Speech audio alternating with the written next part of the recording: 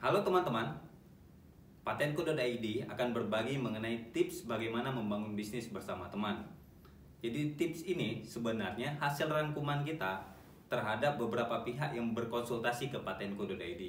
Jadi konsultasi yang dilakukan selama ini, baik itu konsultasi untuk membangun bisnisnya atau membangun perjanjiannya, atau konsultasi dalam hal telah terjadi persoalan yang ada di sesama pendiri atau sesama teman yang membangun bisnis tersebut. Jadi ini lebih kepada sharing kita mengenai pengalaman kita selama ini dalam memberi asistensi terhadap teman-teman yang melakukan bisnis bersama koleganya. Jadi tips yang pertama sebenarnya, kalau bisnisnya berbadan hukum, itu tentu ada akta dan ada syarat-syarat lain yang ditentukan oleh undang-undang. Akta dan legalitas yang lain itu merupakan dokumen pendukung. Tapi paling pentingnya adalah para pihak itu melakukan shareholder agreement. Kenapa? Karena ketika mendirikan dulu, kan ada pihak-pihak yang terlibat, ada yang punya kapital, ada yang punya kemampuan marketing, ada yang kemudian kemampuan eksekusi ide, ada kemudian orang-orang yang memang bisa melakukan hal teknis detail. Nah, biasanya ini saling melengkapi sehingga para pihak ketika mendirikan perusahaan membagi share itu karena trust, karena kepercayaan tadi, dibagi beberapa persen segala macam.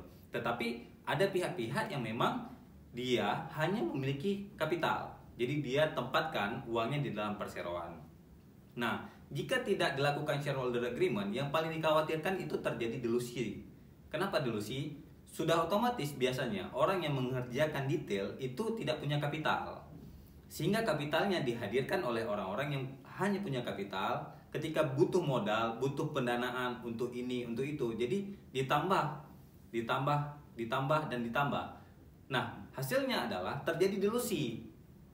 Yang dulunya ketika membangun perseroan ini menuliskan pihak-pihak yang terlibat secara pikiran itu mendapat 30% karena ada penambahan modal, maka bisa saja dia turun menjadi 10, 5% dan seterusnya. Dan ini cukup membahayakan. Kenapa? Karena itu tidak terdiskusikan sejak awal.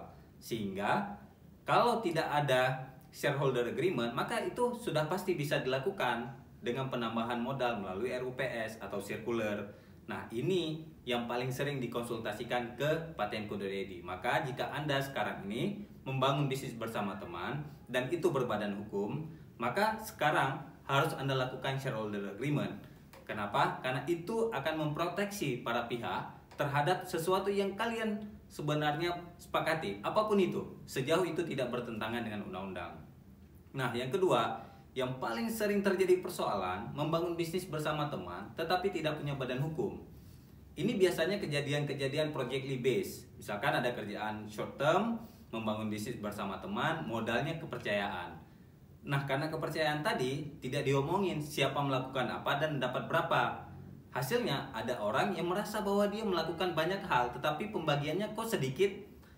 Atau ada orang yang bekerjanya sedikit tapi pembagiannya lebih besar karena berasumsi bahwa dia menghadirkan pekerjaan, ini merupakan channeling dia bisa mengerjakan pekerjaannya secara detail, teknis misalkan. Nah, itu sebenarnya harus diantisipasi dengan membuat perjanjian awal.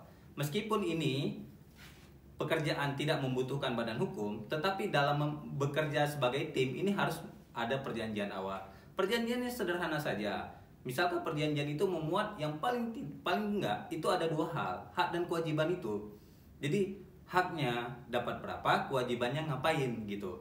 Jadi nanti bisa dievaluasi apakah dia berhak menerima sebesar itu.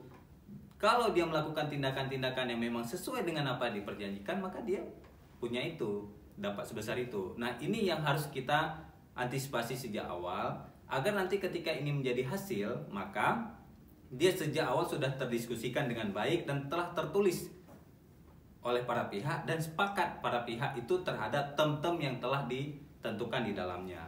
Nah, ada lain lagi misalkan berkaitan dengan hak kekayaan intelektual. Ini yang paling sering, baik itu berbadan hukum atau tidak berbadan hukum. Keduanya ini paling sering melakukan hal-hal yang menurut saya itu dari awal dengan sengaja. Misal, merek misalkan. Merek itu walaupun tidak berbadan hukum, dia bisa dimasukkan ada berapa misalkan, ada 4 atau 5 orang para pendiri, mereka semua pemilik sebenarnya. Nah, mereka harus dicantumkan nama-namanya. Biasanya ada satu orang yang datang, nggak apa-apa, nama saya dulu. Kan saya kan bagian dari tim. Nah, hal-hal seperti itu sebenarnya harus diantisipasi. Kita harus meminimalisir terjadi persoalan. Nah, ketika membangun bisnis bersama teman, brand itu harus kita daftarkan keseluruhan dari para pendiri. Keseluruhan para pendiri merupakan pemilik terhadap hak atas merek itu. Kalau itu berbentuk merek, cipta, dan yang lainnya dan seterusnya itu mengikuti. Artinya tidak ada orang yang dikasih satu orang itu saja yang menjadi pemiliknya, karena dikhawatirkan apabila nanti jadi persoalan atau di tengah jalan, misalkan let's say salah satunya pendiri ini meninggal dunia, maka itu kan bisa diwariskan ahli waris, sedangkan ahli warisnya tidak mau tahu apa yang sebenarnya terjadi antara para pihak karena tidak ada dokumen hitam di atas putihnya atau dokumen hukum pendukung.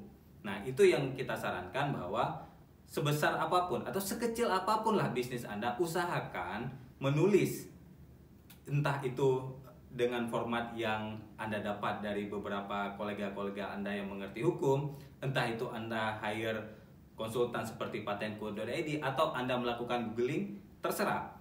Intinya Anda menuliskan 1 atau 3 paragraf yang sangat sederhana, yang mudah dipahami dan kita para pihak mengerti bahwa itu bentuk sebuah perjanjian. Tuliskan apapun itu, tuliskan dan sepakati para pihak biar ini menjadi dokumen-dokumen yang suatu saat apabila terjadi isu ini bisa dijadikan sebagai alat bukti. Maka kita sarankan kepada teman-teman yang hari ini membangun bisnis, baik itu berbadan hukum atau tidak berbadan hukum, pastikan sesuatu itu ada note-nya, tertulis. Begitu juga dengan meeting-meetingnya, ada minute of meetingnya. Atau kalau tidak ada minute of meetingnya, WA, sebutkan hasil hari ini ngapain gitu. Jadi semuanya ke-record biar nanti bisa menjadi alat-alat bukti kalau terjadi sengketa pada kemudian hari. Begitulah tips dari kita. Sekian, terima kasih. Salam patenku.id.